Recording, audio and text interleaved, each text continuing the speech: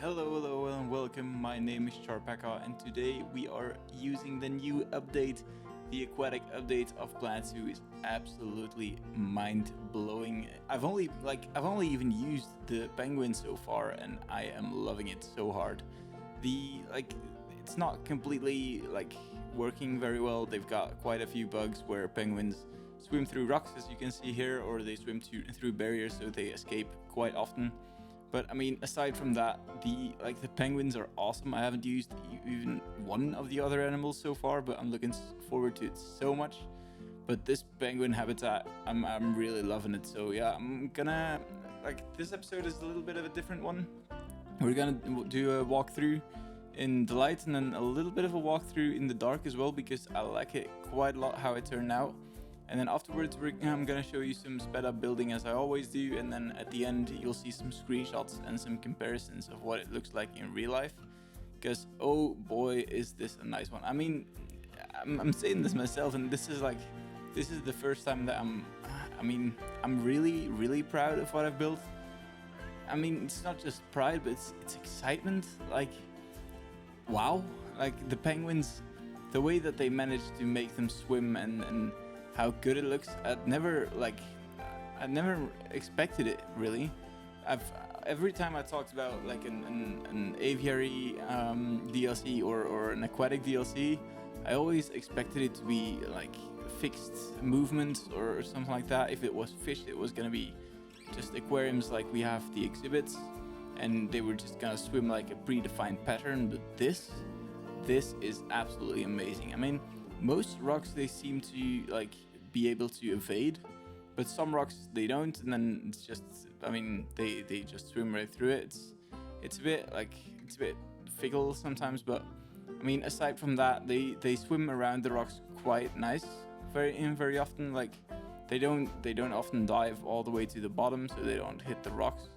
Some rocks they do hit because I don't know. It's just not always the best, but I mean,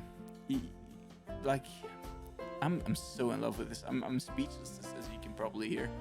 I've got about 8 penguins in here now. In Pairi Daiza, I think it's African penguin, so it's a different type of penguin.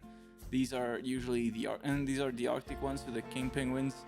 So they do need some more cold, and they want snow. But I mean, I've turned off the animal requirements, so I'm not gonna do any snow because it's not there in real life. Of course, this habitat is not 100% like real life, as for example this monument thingy under the bridge is quite different from like in real life. It just isn't there.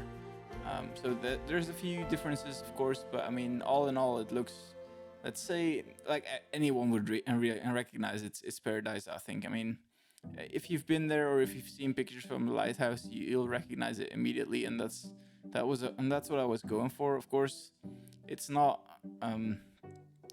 like I want it to be perfect. I don't even know how tall the lighthouse is, so I couldn't even make it perfect. But the way I built this is, of course, I want this to resemble real life, but I still want to do my own thing with it, and that's kind of what I've been going for here. And I've gone on a few a few custom things that I didn't expect to do at first. I didn't really think of at first, but for example, the underwater viewing area is something I really wanted to do because that's a huge part of the new update. And I think it's not there in real life, but because the penguins, I think there's 27 or 30 penguins over there, so they come close to you, and you can stand in front of them very closely. So I didn't I was gonna be able to just build it without an underwater viewing area, and it would have been fine because people don't even go into the underwater viewing area all that often just for the animal talks.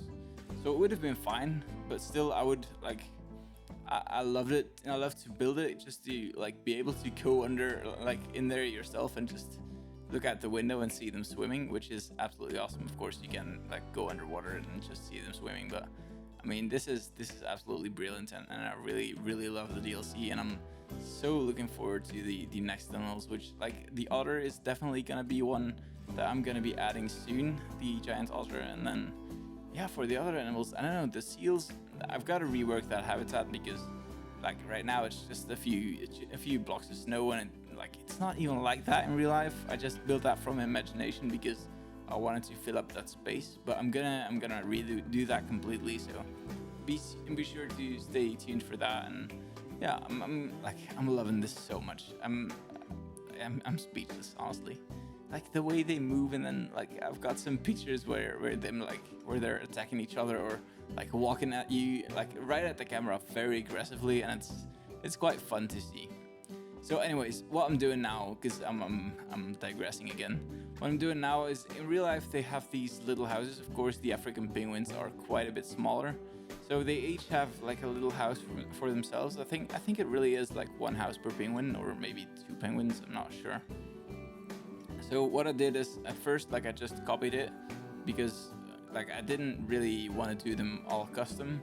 But then after a while, I started meddling with the colors, and in each house I just moved one or two rocks like a bit out of place, and then it's all like it didn't look like the houses didn't look like one another. I moved some like a little taller than the other ones.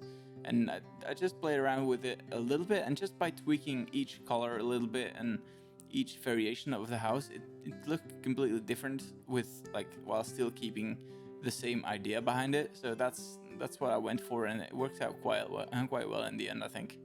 So that's what I'm gonna be doing for now. So yeah, that's a bit of my idea. In real life, it's just like it's flat. It's built out of flat rocks, and then I assume they've got like some sort of casing on the inside, where the rocks are like pasted on there or so. I don't really know how it works in real life, but I mean it's really fun sight to see, especially like in the evening, like when the park is about to close, or it's getting darker. Like the moment they go and they want to go to sleep, they all start like waddling towards their houses, in like not in single file, but like all together, and they look so cute, because and they're like what like 25 centimeters. No, that's way too small. But like, let's say they're like 70 centimeters tall, so they're quite small. And like the way they waddle, and it's so damn cute. And then like looking at them, I don't know why they do it really, but they're like each standing in front of their like entrance to their house,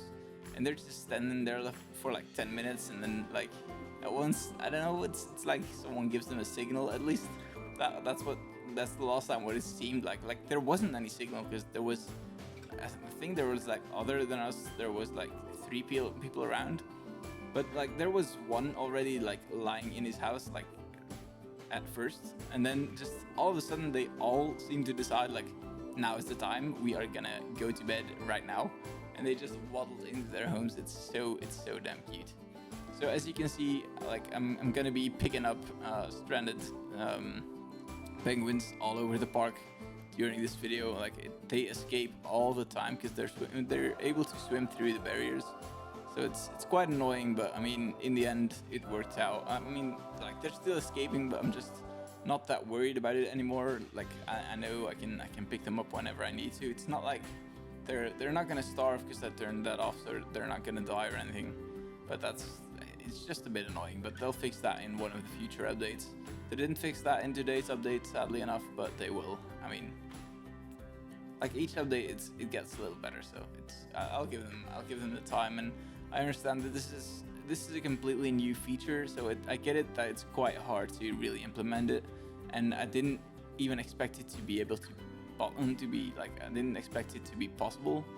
So the fact that this is possible, I mean, I'm just gonna give them time to work out the bugs, and it'll be fine. I'm not like, I understand that like Cyberpunk just released and there were some major bugs, and I understand that it's very upsetting, but in this case I'm not gonna be bothered. Like they do such great work, and I'm not gonna be like angry at them for making a few bugs here and there. I'm a programmer myself, so I know how hard it is to get everything right in big projects such as these, and like big changes especially, because like the game wasn't made for this, and the fact that they were able to do this is like, I applaud that. I absolutely do.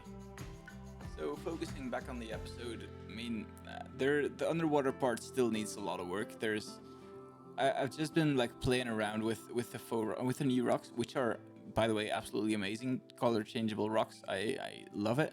I would love like that they had added more models, because I feel like it wouldn't have been hard to just use the same models they used in the temperate rocks and the tiger rocks, and then just like add color changeability to them. I'm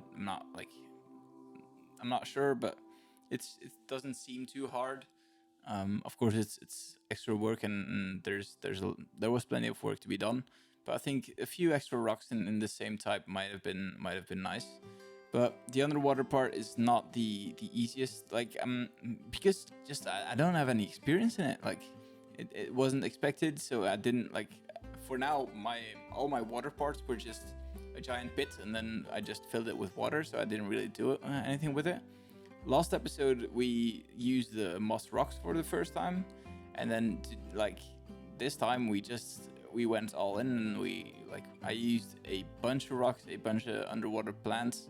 I think I'm gonna add some moss rocks to the bottom as well later.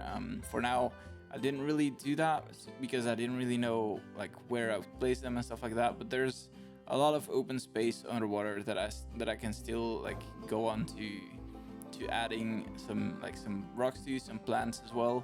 I think the underwater plants look amazing. I don't even know if they are from this update, but like in lakes like in such as these, that is absolutely amazing. I don't think I would place them in like shallow lakes or shallow ponds really, but for now, like for this lake, it looks, I think, absolutely brilliant. But I think there's just some detail that needs to be added as well. So I built this small fence just with like a rope, because that's the way it is in real life. It's a little bit further from the path in real life, I think, but like in the end the penguins are able to walk over the rope in most parts, and they do actually, they walk over the path, which is absolutely amazing. I had a bit of trouble that they were walking on the bridge as well, because I just forgot that they were able to climb stairs. So I built little like blockade, and people will walk over it, like over the bridge, and will come in that habitat that way. But the animals, they can't walk through and all that stuff, so that's absolutely amazing that people like guests can, but the animals can't. So that worked out brilliantly. And then this rope, like in the center where it's small, they can just walk over it, so that's all right. So like in the most parts, not in every part, but as you can see, I used the heat map tool to see where they can walk and where they can't.